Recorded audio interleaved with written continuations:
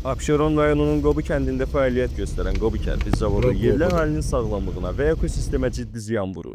Sədərək Ticarət Mərkəzinin rəhbəri Yusif Qədim Əliyevə məxsus olduğu iddia edilən bu zavodun fəaliyyəti illərdir kənd sakinlərinin narazılığına səbəb olur. Lakin bütün etirazlara baxmayaraq ekoloji fəlakət davam edir. Qobu kəndi əsasən dağlıq ərazidə yerləşir və özünün təbii gözəlliyi ilə seçilir. Lakin Qobu kərpic zavodunun fəaliyyəti nəticəsində kəndin ekosistemi məhv edilir. Əməkdaşlarımızla apardığı araşdırmalar sübut edir ki, zavod xammal əldə etmək üçün kəndin ən hündür dağının alt hissəsini karyer kimi qazır. Bunun nəticəsində havaya yayılan toz və kimyəvi tullantılar kəndin havasını çirkləndirir, oksigen çatışmazlığı yaradır və sakinlərin sağlamlığına təhlükəyə atır. Bundan əlavə, zavodun fəaliyyəti ekoloji balansı pozaraq bitki örtüyünün məhvinə səbəb olur. Ətraf mühitə vurulan ziyan milyonlarla manatla ölçülə bilər. Qobu kənd sakinləri Ekologiya və Təbii Sərvətlər Nazirliyinə və digər aidiyyəti qurumlara müraciət edərək zavodun fəaliyyətinin dayandırılmasını tələb ediblər. Əvvəllər aparılan yoxlamalar nəticəsində müəssisənin fəaliyyətinə rəsmi qadağa qoyulsa da, zavod yenidən işə başlayıb.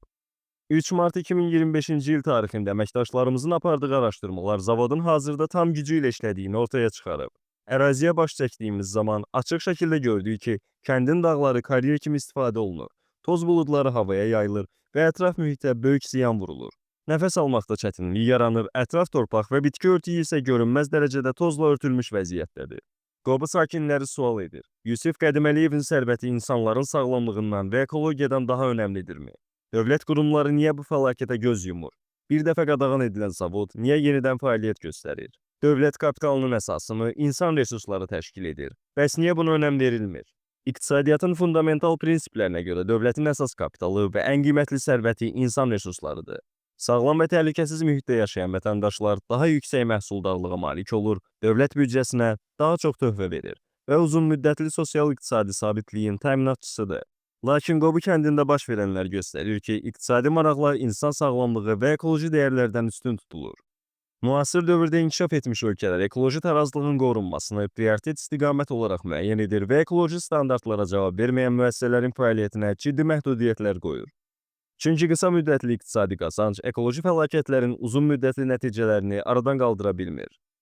Azərbaycanda da ekoloji siyasət və sosial rifah prioritetlər arasında olmalıdır.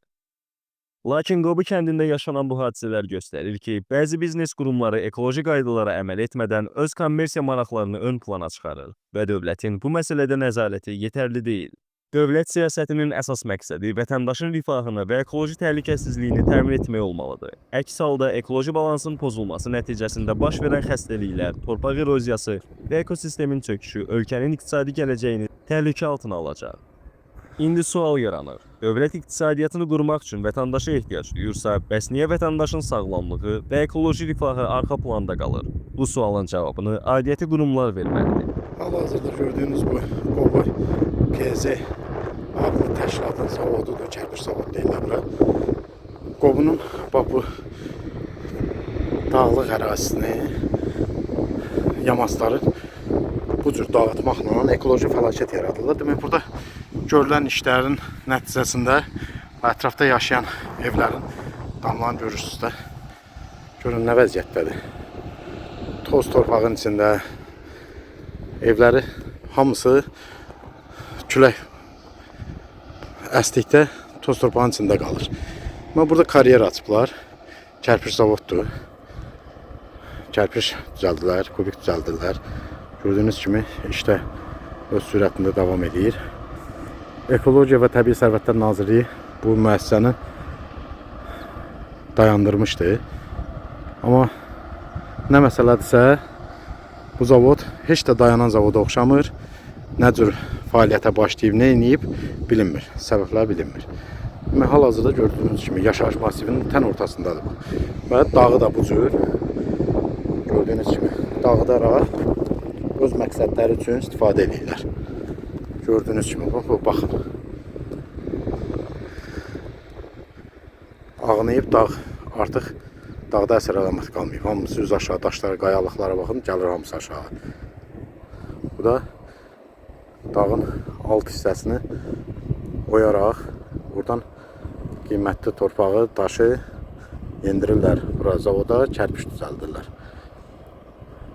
Bunun hansı ekoloji fəlakətlər yaradacağını isə Yəqin ki, mütəxəssislər özləri rəy verəcəklər.